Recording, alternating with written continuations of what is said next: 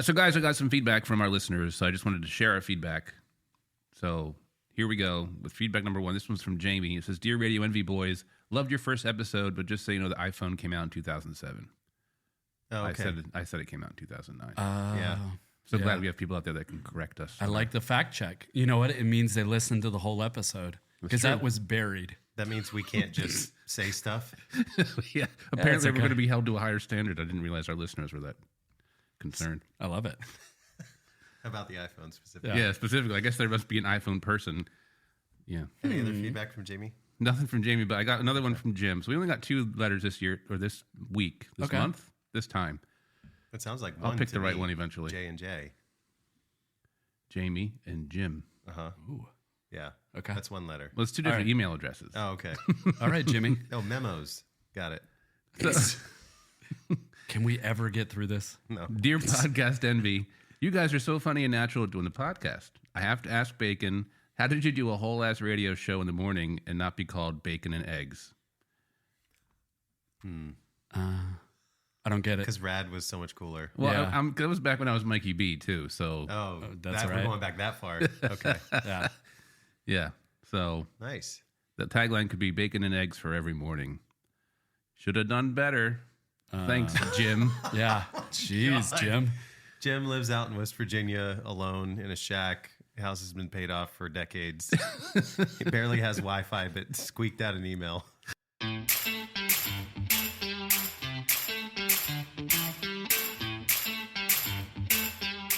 This is Podcast Envy. Today, the boys begin the Podcast Envy Interview Series. In this series, we'll talk to musicians, artists, business owners, and other supporters of the Northern Virginia music scene. Our first guest is local musician Matty Davis. Matty D can be found on TikTok and Instagram, where you can be kept up to date on where he's playing this month and the release of his upcoming recordings. Welcome to the podcast, Matty D. Oh, hey. Welcome, buddy. Hello. Give it up for Matty D, everybody. Hey, Always cheering us on. hanging on your coattails or whatever. No way. I don't wear coattails. Tambourine tails. There you go. But you run the scene all around Northern Virginia and D.C. You are your own entity, not defined exclusively by Radio Envy. That's true. Fairly special. That's right. Fairly Matty, special. You are your own man. Before today, I'd never even heard of Radio Envy. I didn't even know what was happening. Wow. I'm glad to be here. Have you ever heard of a kazoo? Okay. Yeah. Exactly. Then you've heard of us. Yeah. Did Bacon pay you to be here? Not yet. Oh, okay. Okay. I heard that happens afterwards. Yeah, in that's the mail. right. The check is definitely in the mail. Downstairs. Follow me downstairs after the episode.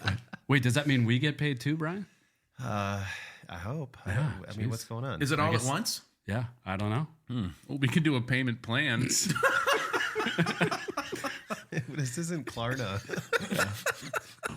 Hopefully it's more than what we get from CD Baby for our recordings. Okay. Jesus. Oh man. Okay. Well, Matty, where do you come to us from? Like, where's your home base? Virginia. Like, what part of Virginia? The northern part? The southern northern part? The No, northern part? I grew up in Fairfax. I live in Kingstown now. I've been in Fairfax County the majority of my life. Lived in D.C. for a little while. But I've been in Fairfax County my whole life.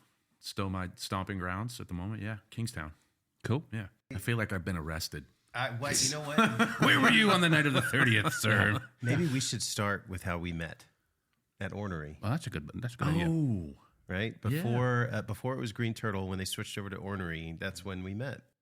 We were the first act, and as we were wrapping up, you wheeled in this cart of all your crap, and I was like, "Wow, should I get a cart?"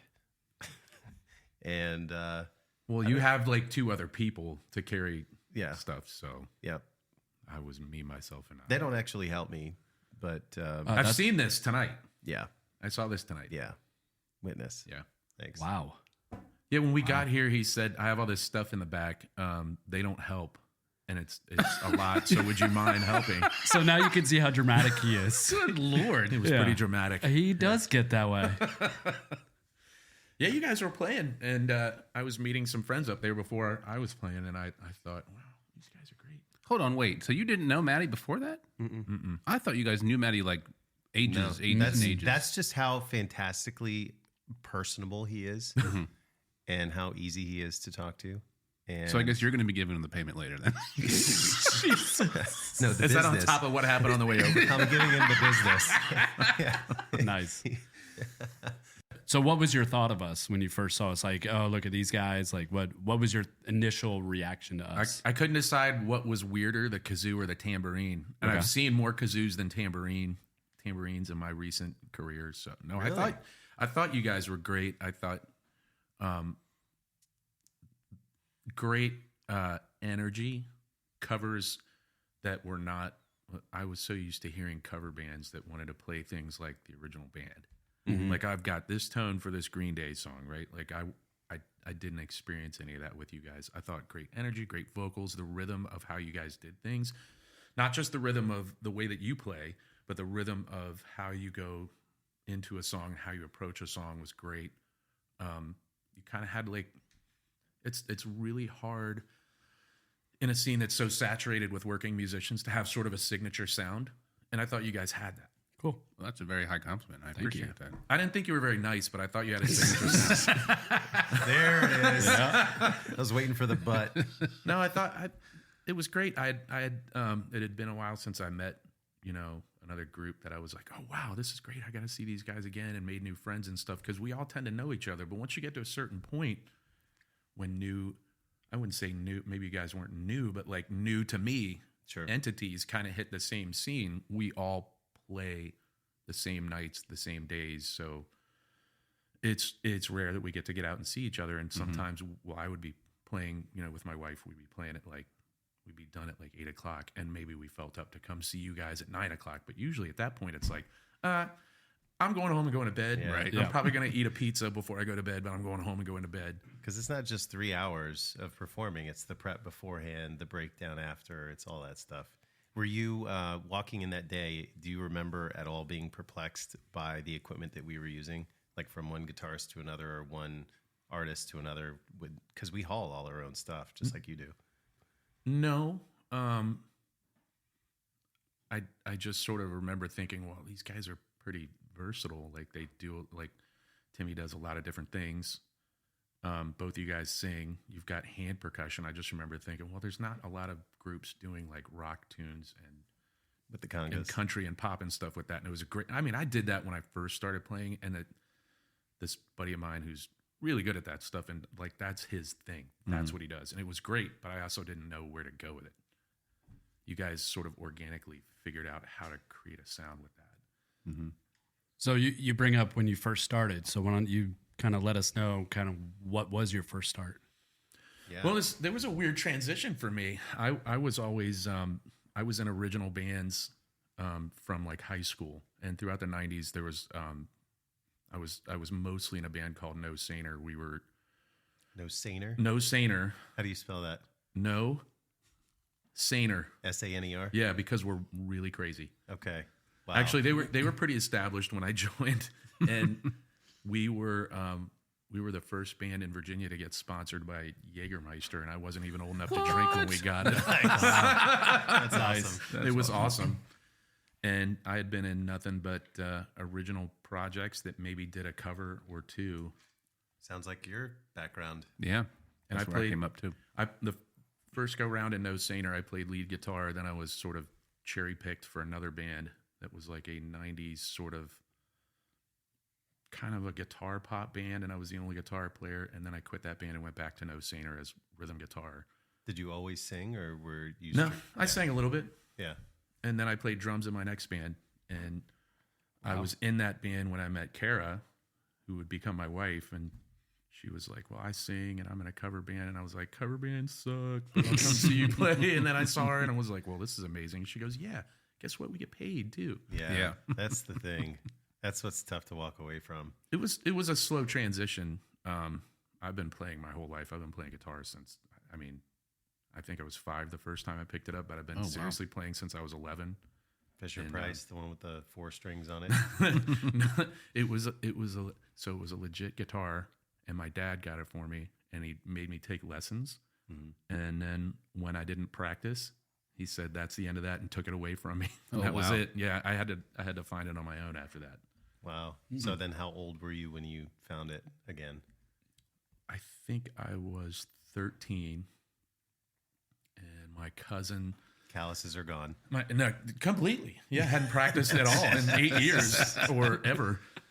And my cousin and our friend Ed were trying to figure out a song, and they were just playing power chords. It was an old Faster Pussycat song, and they couldn't figure it out by ear. And I was like, oh, let me see that. I'd never really played like that, and I kind of figured it out. And they were like, well, okay, you figured it out. And then I said, this feels good. So I stuck with it. Nice. When did you, now when you started playing guitar, were you a singer then? Because I know we've got other musician friends. I don't know if you remember sitting over at Dad's house in Reston, where he always hated that he just strictly played guitar and didn't sing. Oh, did you say while Dat? He played Dat. You know Dat? I know Dat. Really? It's Datriani? Yeah. Joe Datriani? Yeah. I know Dat. I love Dat. But he has a hard time singing while playing. He's a fantastic guitar player. So anyway, bringing that to you, did you do both when you first were kind of getting into it, or were you just strictly guitar and then added the vocals later? I kind of wanted to figure, if I remember correctly, I wanted to figure out how to do both. And because I had played other instruments, I played drums, I played wind instruments. This all happened in high school when I figured out that all the kids I played football with in youth league were going to be bigger, stronger, and faster than I was in high school. So I kind of focused on music, and I didn't think I could sing, but I wanted to. And that was when I figured out how to sing and play at the same time, because I would try and learn a tune and go, well, what is my arm doing? And what chord am I playing when I need to sing this word? Like I kind of reverse engineered it until it started to sort of flow and I didn't have to think about it as much. But I don't think I knew I could sing until I was 17 or 18 years old. And even then, I didn't think I was good enough to sing lead in a band or sing solo or anything like that. And I don't know if these guys know, maybe you do, that you went to college for music. Briefly. Oh, okay. Briefly. All right. Briefly. Turnpike Tech. Wow. But that's where... Is that New Jersey? No. Jeez. It's, what did you say? Nova, where the N stands for knowledge. Yeah, that's right. See? Look at that. Look at that. And Jim didn't even correct me. Just so you know, I was listening. Nobody picked up on that one. Sorry. That was great. That's the only place I got any private vocal instruction, because I was kind of singing in an extracurricular thing with some friends who were actually in choir or chorus or whatever, chorale or whatever it was. Hey, Callback. good polls. And the choral director at my high school was a friend of mine. Her daughter was dating one of my best friends, and we all kind of, she knew me, but she didn't know I sang, and she heard me sing, and she was like, well, what are you doing in college? I'm like, well, I'm kind of D average. I don't know if college is on the table, but I think I'm going to Nova. And she said, are you studying music? I said, yeah. She goes, well, you need to study voice, and here's the teacher you should study with. And I did. It was like the only thing I really accomplished in college. College was not for me. Right. College and I did not see eye to eye. I don't do school well. But I remember everything she taught me, and I still, like, years later, I'm still applying it. Like, I still remember it. Yeah. So do you still apply it to like any original content and stuff that I know you're working on some new stuff now, but does that kind of help you out as you're going through that? The thing about original content for me is different things sort of inform what I'm doing, but usually it's just, I have an idea for a melody, or I have an idea for a chord progression, and then I kind of run with it, and I try to draw on whatever influences I'm listening to at the time, or whatever's really hitting me at the time. But nothing that I did at that point is really informing a lot of what I do, except that I'm like, I hear something in my head in the key of D, and the melody that I'm hearing is pretty high. Right. And I'm a fairly high singer. You've got a good range. But it's a little up there. But then I go, okay, well, I remember what she taught me about how to support that. I think I can sing this song in D. It's like I was watching Running with Our Eyes Closed, the documentary about Jason Isbell. and he's writing stuff that's like up there. And he kind of sings kind of high anyway, but you can hear him like trying to hit those notes. And I'm like, no, that's where he hears it. I don't want to adjust the song because I don't think I should sing that high. Yeah. I want to employ proper techniques because that's where I'm really hearing it. That's what's inspiring me. If that makes sense. Totally makes sense. 100%. I personally have a tough time writing songs like the one that I shared with you recently that we're kind of working on. Yeah. I actually hear it in a higher register, but I just can't hit it. I can't do it. So I had to drop it down. You're a rangy guy, man. I know you're kind of a baritone, but you're kind of rangy. I know. It's,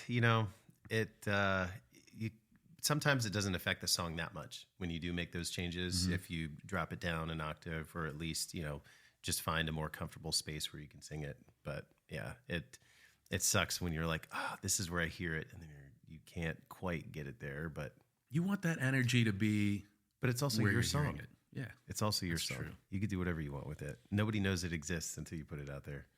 So And sometimes even after you put it out there. very true. Hey guys, I put out an album 2 years ago. Oh, we knew that. Yeah. One of the things I'm curious about is like, what have you found works as far as bandmates and being in a band? It's going to sound pretty ridiculous, but Okay. I've got this theory of 10s and 7s. Okay. If they're 10s on talent and 7 on personality, and your other choices are 7s on talent and 10s on personality, it's more important to have people that you like Yeah. and people that you get along with. I'm screwed. That's why I'm telling you this. I appreciate it. This is actually an intervention, guys. Sorry. Did you just call me a 10? Wait, where's everybody else? That's what I heard. You would hear that, wouldn't you? Oh, that's great. It's like I don't know, it's like any relationship. Like that's the most important part. What do you have in common? How are you in person? How are you together? As you guys know, Kara and I were married for 20 years, and the one of the best moments in our marriage was when she had written Irene, the one single that we put out, and came to me the day we were supposed to record it and was like, Matt, I don't know what to do. This is not ready. I don't think it's good. And I said, hey, would you like my input on it? And she was like, absolutely. And we knew how to navigate me having input on her song that was like this. You just opened up your heart and poured it onto a piece of paper. And now I'm going to ask to chop it. Mm-hmm. Which is a very, very hard thing to do. Yeah. It is, especially when it's not yours. Precisely. And that to me sort of is a nice illustration of what it takes to be like, even being in a cover band, which, I mean, none of us are strictly covers, but even being in a cover band, like there's personalities that have to intersect and intertwine, and people have to figure out how to communicate about things that can be touchy or sticky, and they have to spend a lot of time together. Like the personality is the most important part. So you recently went to Austin. What was that music scene like? How does it compare to what we deal with around this area? Dude, it's kind of wild. So this time of year, there's only like, I know of one place that has music every day, and it's dead half of the time. But when you walk by, there's going to be music. And every time I walked by it, there was music, and it was really cool. At night, the honky tonks are really cool. I missed out on, I didn't see one full band, but I did visit the White Horse, which is, it's a really cool honky tonk kind of in the what they call a SoCo, the South Congress area. And I saw a guy named Shad Blair. He's this singer-songwriter who's been at it for a long time. He's great. Like there's honky tonks where those guys play, and it's like, maybe it's, what is it, red clay or red dirt country or whatever, and they're doing that kind of stuff. And then there's there's guys playing at breweries. There's a brewery called Jester King where I saw a similar guy play. They were all very similar, like solo acoustic. I didn't see any bands, but solo acoustic, you can get work around there, but it's not like getting work around here. Mm-hmm. Is it stuff? Are they playing stuff that you already know? They're mostly playing originals. Really? Yeah. Wow. Yeah, it was really cool. Well, it is cool. Yeah, I'm sitting at Friends, which is the bar that has music all the time. And the last day I was there, this kid was really outgoing, and somehow I walked in and I'm talking to the bartender, and he goes, what's his deal? Where's he from? Hey, where are you from, man? And I'm like, I'm from DC. And she goes, he's a musician. And he's like, you want to get up and play? And I said, no. And then a couple songs later, he goes, I gotta pee. You want to get up and play? I was like, okay. And he'd been playing this really great country. And what did I do? I got up and played like Bill Withers and John Waite and stuff like, nothing that you would expect to hear down there, but it was still cool. Everybody was like really receptive. Yeah. Nice. That's cool. But it's not like, it's that one little spot felt like Key West. I don't know if you guys ever been to Key West. So I know a ton of Key West musicians. You can just walk and hear them here, hear them here, hear them there. Oh, somebody will be playing later here. Somebody will be playing later here. That was the only place that felt like that. So Brian's our big tequila connoisseur. Yeah. Right. And I'm more of like a bourbon guy. So I haven't really gotten them really into bourbons, but I'm always open to trying something new. Kind of what's your go-to, and so just right now. I guess Angel's Envy is kind of a dependable bourbon. You know what you're getting, and my foray into bourbon kind of started with Woodford, I guess. Okay, yeah, and maybe even Basil Hayden, which is a little sweeter. You guys are saying all the good ones that I like. True story. Well, my brothers really and my dad are both into Maker's Mark, right? So they'll take any. I know, right? Can't go wrong with that one. So do you mix it? You like it on the rocks? What do you like? So I was always kind of a neat Scotch guy, and then when I got into bourbon, I started off neat, and then I was like, well, it wasn't really meant to be had that way. And I tried it on the rocks, and then I sort of fell in love with the big cube because. I'm not a heavy drinker, but I'm kind of compulsive. Like I have to be sort of doing something. Yeah. And one time my Kara and I had put together a cover band with some of our closest friends, and we kind of became a thing for a bit, and we got to play this wedding one time. And the wedding was cool because it was at a distillery, and they were like, you can have whatever you want. And then at the end of the night, people were having a hard time getting out of the place because of the way cars were parked. And and we're just sitting in there waiting to leave. And they go, here's a box of the liquor that people didn't drink that doesn't belong to the distillery. And there was a full bottle of Bullet bourbon in there. Nice. And they were like, just take it home. And I'm like, that's mine. And that became my go-to, which is in the sort of what I call like the $40 realm when you go to an ABC store. $40, $7.50, whatever size. That's kind of my go-to. But I decided to slowly start collecting bourbons, and I was playing at Parallel over in Ashburn. And when you play there in cold weather, you get to play inside the whiskey bar. Yep. Yeah, that's a cool whiskey bar too. It's a great whiskey bar. Yeah. I had a great night. I brought a lot of folks out. A lot of family live out there. A lot of Kara's family, and they all came out. And I went early and sat at the whiskey bar and made friends with. Shout out to my friend Abby. Abby was awesome. She made some recommendations. I had one of their exclusive Maker's Barrel, whatever. Very cool. It was fantastic. And I told her like I'm thinking about collecting, but not collecting like some people collect bourbons like they collect baseball cards, like they're like, this bourbon is delicious, or so I've been told, but I will trade it with you for it's like Pokemon. Like, come on, drink the freaking whiskey, dude. And I'm definitely drink the whiskey. I'm definitely not one of those types. Like I if the bottle's cool, I'll keep the bottle after it's empty. Right. But like I can't just let it sit on the Decorate shelf. your speakeasy and like put it on the wall with the other empty bottles. Sure. Drink it. Yeah, exactly. Like a lot of like if I have like a real good bourbon that's expensive that somebody gave me or I saved up to buy for a special occasion, like I'll drink it. So it'll be like half drank at the at the bar, but like I won't like not touch it for like a resale. Like who does that? There's a curiosity there. You have to try it. I want to know what it tastes like. And some of them, kind of growing up without tons of money, I will try a Pappy against something else and go, well, it's delicious, it's fantastic, but to me, it's not worth the hassle. No. Or the money. Yeah. And the first bottle I bought for my collection on my friend Abby's recommendation was Penelope Architect. Oh, very nice. The blue label, Yep. which Yeah. I haven't even opened up yet because I'm like, I've got 2 bottles. Do you need a I've friend? got 30 bottles of wine. Do you need a friend? I'll He's got try a it with glass. you. He could bring one. I don't like having friends, to be honest with you. No, I might need a that's friend. rough. Wow, we were expecting that from the Joe Downer But- interview. Not from you. Jesus.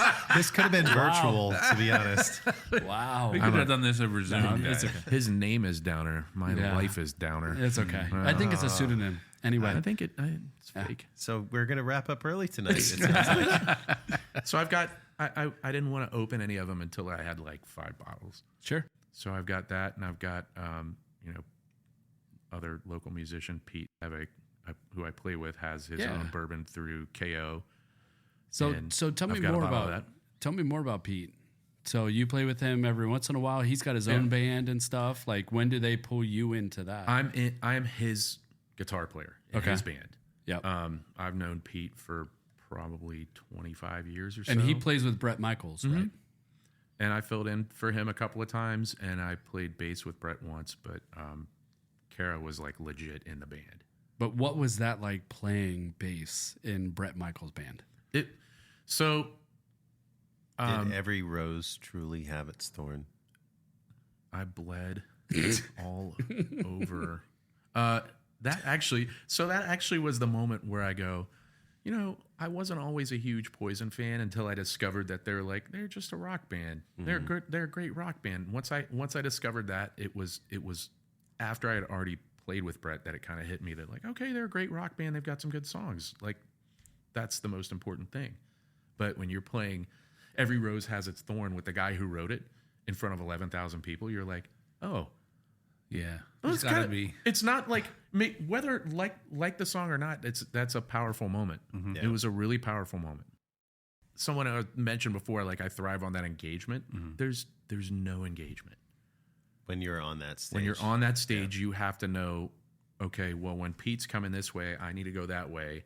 Don't step on each other. Don't do something that makes Don't make Brett it mad. weird. Yeah. Exactly. So it's kind of choreographed and like It's kind of, and it's Yeah. all about the show, and it's really cool, and I'm glad to say I did it, and I'm glad to say I actually like traveled on a legit tour bus. But in my career, like I thought that was what I wanted to do, and now I'm like, I would rather get a phone call tomorrow that says, well, we know you're traveling the next day, but we'd like you to come play, Sinistral or whatever. Right. We really want you tonight, and there's a bunch of people that want to come see you play, and I'm, oh, cool, I'm in. Like, let's hang out. Like, that's more important to me. What's the we're going to go the opposite direction. What's the largest number of people you've played for? Is it like the 11,000 people? That was Brett? probably it. Yeah. Yeah. Played with Brett a couple other times, but one time Kara and I both got to play with Brett, but it was at Busch Gardens. Oh, really? And it wasn't 11,000 people. How did that come up? It was an event that Brett knew that Pete was going to be unavailable, and he asked Pete to find a fill-in that he trusted. He asked me to do it, and I was like, yeah, I'll do it. It came down to whatever transpired to get Pete to be his guitar player. And as I understand it, they played a gig together, and he wanted Pete to be his guitar player, and Pete brought the band with him, who was they're just people that I've known for 25, 30 years. They're all from Northern Virginia. So they played with him for 10 or 15 years, and Pete still plays with him. And when he's like, well, you got to find somebody to replace so-and-so or replace so-and-so, Pete gets people that he knows. Is so-and-so often not available? Jesus.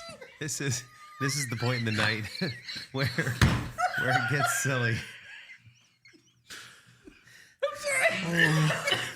I tried Anyway. to get it out so it would be funny, but I fucked it up. I'm gonna cut that out. That was Anyway. I beg to differ. That was funny as hell. I love you, Michael's Bacon. Michael's Bacon is the new name. Or actually, it's Bacon Michaels. I love it. Man. And on that note, Oh, that got me Boy, good. it Sorry. is warm here. Here, Oh, cheers. cheers to that. cheers to that, Michael's God Bacon, damn it. Bacon Michaels. Oh. My God. That really hit me. I'm sorry. I love your new nicknames. Bacon Michaels. Bacon Michaels, Timberine. That's right. BJ. So all of us here, there's 4 of us here. All of us are parents, and all of us are musicians. And some of our kids are interested in music. Your daughter is amazing. Like, I saw her at the Joe Downer show at Jam and Java. Oh, yeah. She did great singing the song that she sang. She sang Irene. Yeah, or Irene, which is Amazing. amazing. As a parent, how do you approach music with your kid?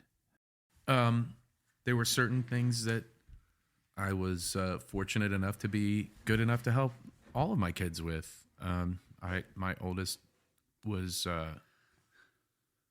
he's athletically gifted, among other things, and he played baseball, and that was my main sport. And I coached him a bit and taught him what I could until he got to where I couldn't coach him anymore because I just wasn't that good.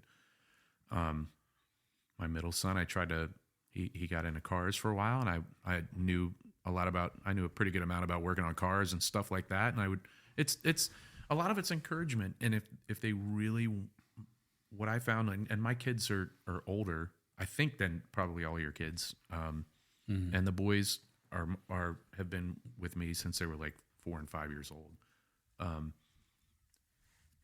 That sort of encouragement with someone who's talented, they'll find their path if they really believe in it. And my daughter has definitely inherited my ADHD, except she's like the academics and stuff she can handle.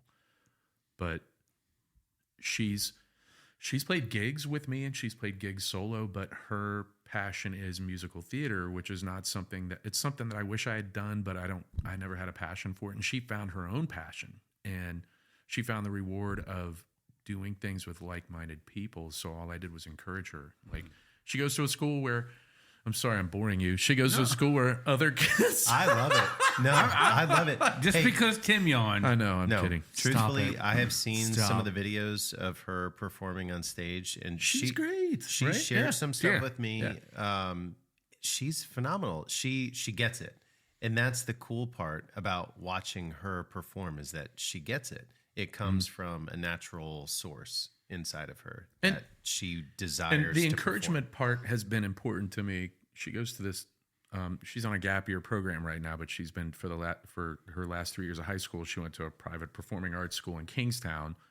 Fantastic school, right? But she found her own way, and the reward was like my sort of take on stuff is if you work hard for something, I'll do what it takes to help you have the opportunity. And there are other dads I've met in this school who are like, well, I told my kid, music theater is a great hobby, but you have to have a fallback. And I'm like, are you paying? Like, this school is not cheap. Are you paying what I'm paying to put your kid through here to tell them that they shouldn't do this anymore? Yeah, for real. And another dad that I'm really good friends with is like, I tell those dads, like, what if your kid was good at football? Would you tell them, go for it? You have a much, much larger chance of finding a career in musical theater, even if it's like, well, I'm working in a theater in Texas this week, right? Yeah. A career that pays the bills than being a professional football player. Sure. And I'm like, the one thing that my whole family has learned from my wife's passing is that life is fucking short. Like, really, what do you feel passionate about? Do that shit, right? Yeah. Do that and do it. Like, I wish I had figured this out earlier. So she's passionate about it. So I support this as much as I can. The whole family is very supportive. And all the schools she wants to go to are like, sure, like ridiculous expensive. But now that she's kind of figured herself out and she's had a gap year to sort of learn things a little better and a little differently, she might get a really kick-ass scholarship somewhere. We just went to New York, and the people from her top school, when she went to audition there a few weeks ago, saw her and recognized her. And she was like, I didn't know if I should go say hi. But they came up to me and were like, Kai, we didn't know if you'd recognize us, remember us? And I was like, you see? Yeah. That's awesome. That's great. The other thing, too, is that the more you do it, the more you suddenly become connected. And if you set yourself apart, sometimes you're not even setting yourself apart with talent. Sometimes there's 3 kids that are like, we're talking about setting yourselves apart by being professional. Sometimes there's 3 kids with the same amount of talent, But the one kid who went to a professional school, who knows when the director says, do this, don't do that, that your answer is, okay, I got it. Not, well, I was trying to do this thing. Your answer is, okay, I got it. Like, that's what sets you apart. That's the difference. And wow. Like, getting the opportunity to even audition at these schools is a thing because they require a pre-screen. And her pre-screens were great. All I did was, encourage her. My kids are all good at something. Which, And cow. just encouraging them to do it. Like, I want them to do what makes them happy. Every kid is different. Every kid requires their own menu. Every kid requires their own encouragement. My oldest is self-motivated, and he's a really hard worker. And now he's married to a wonderful woman who's they're absolutely perfect for each other. And he's out of the house, and they figured it out. And my middle son needs a different kind of, like, they all needed their own encouragement, but my middle son needs a different kind of encouragement. Like, my daughter needs a different kind of encouragement. Like, Alex, my oldest, I did everything I could to encourage him in the ways that worked for him. Like, it's all about that one kid, what works for that kid, right? Now, we're talking about kids who don't read a lot of music. I mean, Eddie Van Halen could play anything on the piano. His ear was so brilliant. He took piano lessons, and instead of figuring out how to read it, he just played it by ear afterward. The hard part is the perspective of how does the world work and how do you get to where you want to get.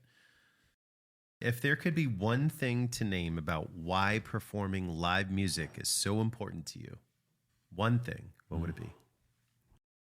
We've touched on a bunch of reasons why we enjoy performing, but if you could narrow it down to one thing. I'm kind of serious when I say this. Let me preface this by saying I've been called is the word a situational extrovert? Like, I'm an extrovert in certain scenarios and I'm an introvert in others, but I like the attention. I like the attention for doing something well. Yeah. There's a point in the night where I'm like, nobody's paying attention, and I'm like, I demand your attention. I'm going to get you guys to do a social. I don't know. Maybe the attention in a way. If you could share a stage with anyone famous right now, who would it be with?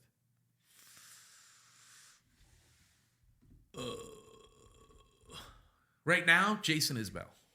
Yeah. Yeah, that's a good answer. I just want to soak up his energy. His songwriting is so honest. It's unpretentious. He just says what he's been thinking, and he has a cool chord progression. And after watching the documentary and stuff and seeing the curtain fully pulled back, I'm like, I don't know. I'm just fascinated right now. Is he one of those Nashville guys? Just in the sense like he moved out there, or he's out there? Yeah, I think that's how he ended up there. He's more famous for songwriting than singing and playing and stuff, but also he goes against the grain of typical Nashville. I have I don't know what just happened. I have two non-music questions to ask. Oh, Okay. Do you think the NFL is scripted? That's a good question. That's actually a good question. Hold on. All right. Wait, time out. Don't answer. The king of wrestling wants to chime in. Hold on. Brian, who Did you have a wrestling podcast? I did. Yeah. Thank you. I listened. So, hold on. So, Brian, who knows very little about sports. I know the rules. Outside of soccer, just asked if the NFL is scripted. Get out of here. I know. No way. No way. The NFL was not too long ago registered as an entertainment organization. Of course, it's like WWE. Yep. Yeah, of course. What's it like? So WWE. Matty Big D. Okay, you need to. Here, let me fix your headphones. Do you WWE. think there it is. Okay. the NFL is scripted? Can I qualify my answer? Answering the real question. Is it a yes or no, or can I qualify my answer? Yeah, You can qualify. qualify. Yeah, All right. qualify all All the of way. it. All Yeah, right. it might get cut anyway. It doesn't matter. It's Scripted, no. Fixed, yes. yeah. Okay. I Okay. agree with you. I have always thought, even before recent, But even WWE developments- isn't completely scripted. It's scripted. It's scripted, but they do stuff in the ring where they're like, well, I'm gonna like Audibles. you know, Well, sure. I'm gonna clothesline you here, and We don't want to get into it because the Royal Rumble was just this past Sunday. It'll ruin Tim's image of the. I don't watch it. No. He knows. So He knows. CM Punk was supposed to It's win the all Royal dirty. Rumble, but he got hurt, and he So he knew that he was going to be out for a while. So that's why Cody Rhodes won the Royal Rumble. Did you know Hulk Hogan was on steroids? Well, of course. Yeah. Come on. Gosh. Come on. Yeah. My childhood. Superstar Billy Graham was Destroyed. not a pastor. No, of course. I knew that. Yeah. And He Mr. was in- Perfect wasn't perfect. I mean, was come on. actually- Are you going to give me this too? Come on. Like, you're oh, But Ric Mr. Flair's here. Hold on. Mr. Excuse Wonderful me. was Again? wonderful though. There was no Mr. showed up Wonderful. again? Yeah. He's on Shark Tank. No, That's Mr. I Wonderful. know. I'm just kidding. Oh, it's okay. This is a this or that. Okay. Now you can go. the other. Matty D, this or that. Hoodie season or shorts? Oh, it's 100% both. I'll wear can't go hoodies and both. shorts. You Come on, you have pick to go one. both. You can't. I cannot. You can. I go cannot. both, Asking but me you to pick. cannot Asking go me to both. pick one is like asking me to pick my favorite child, and I love all three of them. Hoodie season with pants or shorts, no hoodie. Sorry, Sorry, what? both. No, it's not both. No. All right, shorts. Just because it makes my musician friends angry. Okay, here we go. Because I wear shorts on Next. stage. All right. In-ear or over-ear headphones? What do you mean over ear? Like This these. is over ear. Over ear. Oh. In ears would be like AirPods or Bose or whatever we're Beats whatever. Fit Pro. I use the in ear. In ear. In-ear. Okay. Okay. Also Beats good Fit for Pro. performing live. Yeah, High tops or low tops? low tops. Low tip. Low top. Low. So you mentioned that your daughter is going to help you get you into the TikToks. Yes. But what do you watch? TikToks or Reels? Reels. Cloth or leather seats? Leather. Hell yeah, go the luxurious way. with indeed. the heated with the and heated cooled. and cooled. Yep, you're right. Does it bother you when somebody texts and it's green instead of blue? Yeah. Yeah, I'm with you. All right, you ready, Matty? Let's go. Oh my god. Go ahead. All right, peanut That's- butter, chunky or smooth? Yes. Absolutely. Doesn't matter what form it comes in. that's Give right. me all the. Yeah, I need, but I don't need like a when left there's or that a right answer. No, but That's I don't like like that's when like there's asking me, do you want your money crumpled or folded? And I'm like, I want money. I want money. but Such a great I'm with, example. I'm with Matt on that 100%. but you know with like it's got the like the Earl on top. Yeah. I generally prefer it crunchy. Yeah. However, you mix it. if you hand me the smooth peanut butter, I'm still gonna jam my hand into the Yeah. Let's go. Yeah. Peanut butter and jelly? Yeah, or that just is peanut now butter? my jar. Peanut butter and jelly or just peanut It's butter? not goober grape. Peanut butter Although- jelly with a baseball bat. Although I was on tour, that band I was in between stints with No Saner was called 4, like the number 4. 5. And we had a Winnebago, four. and everybody except me Simpsons. could afford to eat because I was terrible with money. So I took a loaf of bread and a jar of goober grape, thinking I'm set. It took 3 peanut butter jelly sandwiches before I was like, this is a nightmare. Really? I would rather eat grass by the side of the road than another peanut butter and jelly sandwich. Wow. After awful. 3 days? No, after 3 sandwiches, which was one day, After 3 sandwiches? I was done. I've had 3 sandwiches, one after the other, because I was like, I love peanut butter and jelly. But you had the option. Probably. I Well, think I was just but hold on. If we're doing peanut butter and jelly, what flavor of jelly for the jelly? Welch's. grape, strawberry, or raspberry. Really, Grape- you're okay grape with that, Welch's. Matty? I mean, I was always a strawberry guy, but really for PB&J, I'm a grape jelly guy. Okay. Classic. So, Matty, tell us how we can find you on social media. This is Matty D. THIS. This is IS. MATTY D. Capital. on Instagram, Facebook, Threads. Apparently, I don't know who I am on TikTok. Okay. We should probably figure that out. We'll get there. Yeah, we'll get there. Matthias D, did you enjoy yourself while you were here tonight? Yeah, I keep looking at my watch going, I really wish it wasn't that late because I want to keep going. Right? You are the first guest for us. And if I can say this, Yeah, say it. I'm sorry for everyone that has to follow me. Well, thank you so much for... I'm funny You are. AF. You are. As funk. Yeah. Yes, I like that. I like the music. Play him out. Play him out. Thank you so much for Matty D for joining us today on another Podcast episode of Envy. Podcast Envy. That's right.